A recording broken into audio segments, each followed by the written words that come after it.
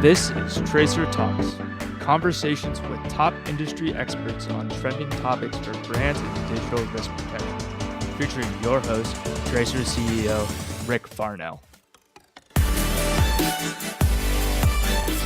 everyone, and welcome to our Tracer Talk series. Today we're going to be talking with Connor Griffith, Senior Manager, Global Enforcement. Our topic today is enforcement excellence in the digital age. Connor, welcome to the show. Hey, thanks, Rick. Thanks for bringing me on. I appreciate it. Excellent. So to get things rolling, Connor, tell the audience just a little bit about yourself, your background, and how you got started in the brand protection industry. Sure. So, most of my background is within like the military space. I did a lot of that. I've been in for the Idaho National Guard for the last 16 years. Just needed a change of scenery. A good buddy of mine works for the company here, so I reached out to him and asked him how he liked it. He said I loved it, and from there we just kind of started the process and got hired on here, and I'm just loving every second of it. Let's talk about change of scenery. Certainly, stopping the bad guys puts a whole new definition of military experience. So, and head of enforcements, our global enforcement capability within our Center of Excellence group.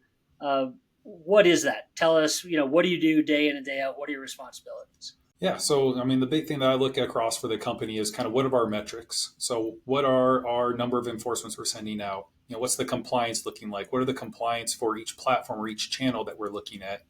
And then working with the centers of excellence within each one of those channels, and then our product teams, and then also our platforms relationships team, and trying to work on creating a space to where we can create the safest place for all of our customers.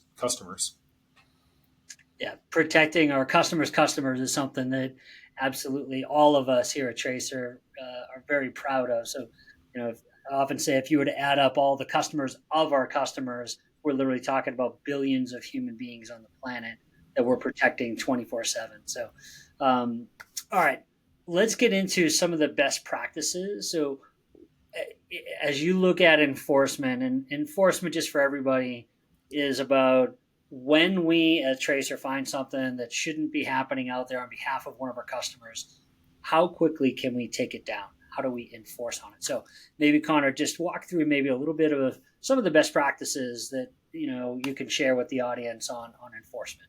Sure. So when it comes to enforcements, when we have some great insights within just our space, but then each customer's industry, using those and what areas that they want to go after, whether it's social media or marketplaces or domains or websites. And we kind of put out a recommendation of here's how we should be going after this. But then the customer has the ability to say like, hey, we really want you guys to go after copyrights instead of trademarks in this sense, or go after patents first and then go to trademarks. So we're also able to customize everything on what they do there. And we work as a partnership.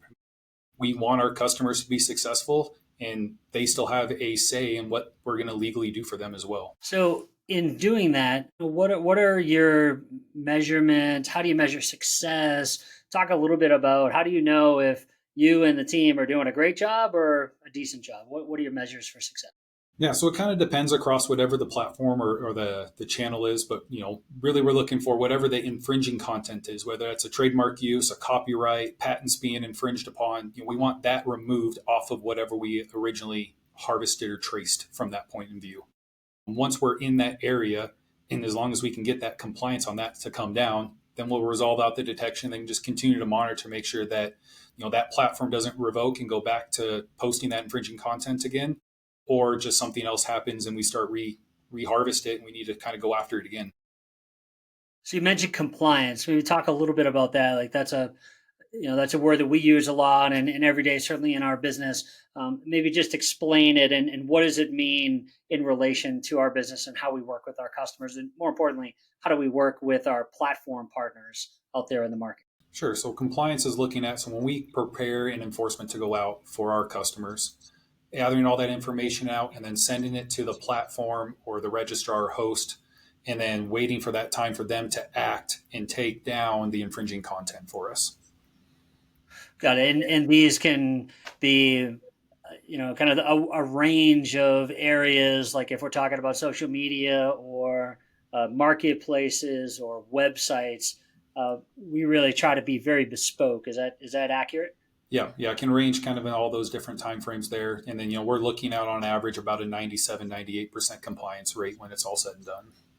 Love it. That's great. So All right, let's maybe a little bit of a fun thing here. Share some interesting, memorable enforcement success stories for the audience.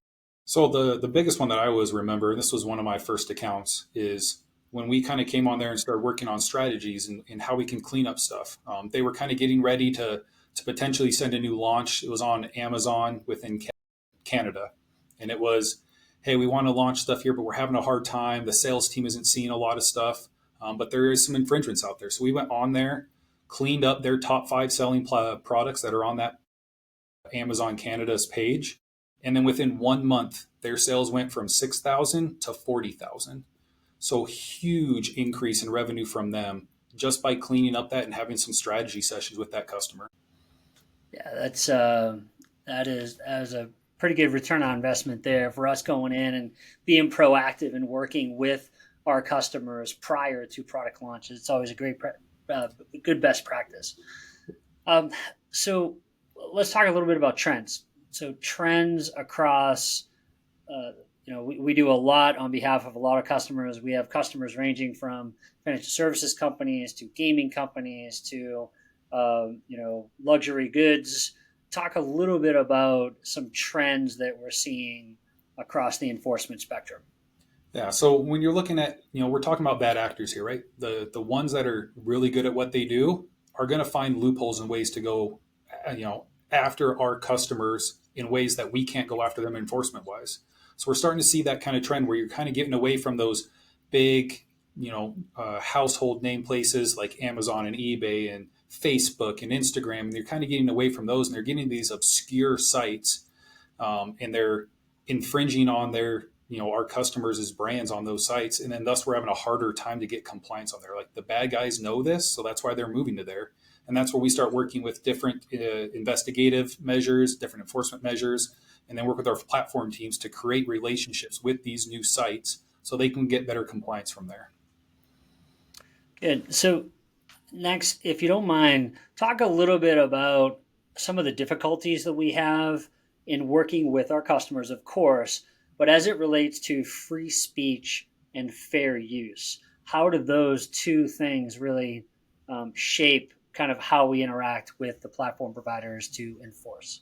Yeah, so this is a great thing that we have to sit there and keep it top of our mind, right? Our customers are our business, just like they're their own business, and we have to worry about different PR potential issues that can be coming out from there. So that's where we have recommendations on what we can enforce. The customer can sit there and say, "Hey, I want you guys to take this down." We have to sit there and take a step back and be like, "Hey, we should think about this. There might be some repercussions on how we go about this kind of business when we think about those, and specifically looking at free speech." And potential fair use issues out there of how copyrights are being used, especially within this digital age.